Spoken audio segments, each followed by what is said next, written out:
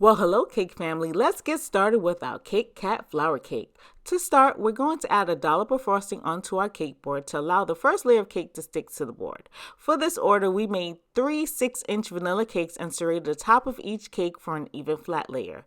We're going to first add a buttercream border around the top edge of the cake to secure the strawberry filling that we'll be using later. Since this is a strawberry shortcake, we're going to add about a third cup of vanilla mousse to the middle and then the freshly chopped strawberry filling on top of the mousse. Now, we're evening out that, and then we're going to add in our delicious freshly chopped strawberries. You can decide to add a little bit more mousse if you like, or you can add another ring around our buttercream border. Now we are smoothing out the sides just to make sure that we seal in all that strawberry goodness and removing any excess and then putting on our top.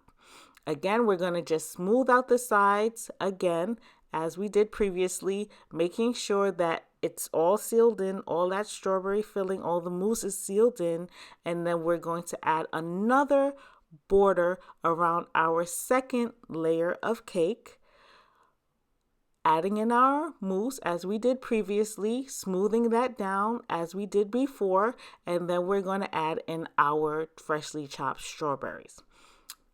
And then from there, we're going to add in our top. As you know, the cake is a little slanted, which is fine. We're definitely going to be able to fix that, smoothing out the sides. And as you notice, the filling has leaked out. We were trying to prevent that, but unfortunately it did happen. But it's easily fixed with putting it in the freezer for about 60 minutes. As you notice now, the cake is completely fixed. There's nothing leaking out, and we're going to add our second layer of buttercream. We're going to add this a little bit more heavier than the first layer. We're going to put it to the sides and on top of the cake, making sure that we have covered every inch of the cake in this second layer of buttercream. And then we're going to use our trusty bench scraper. You know this is my favorite tool, guys, to smooth out the cake. We're adding in a little bit more buttercream for the sides that were missed by the bench scraper, and then we're going back to using our bench scraper again, where we hold it against the cake and we're just smoothing it out and removing any excess buttercream. And we're going to continue doing this process. Now we're doing the top of the cake, removing any excess, just taking our time to smooth out the top so that it is nice and even with the sides. You can also use your spatula just to make sure that it's nice and smooth. Now, for this cake, we use white Kit Kats. It took about 6 packs of king-size Kit Kats to cover this cake.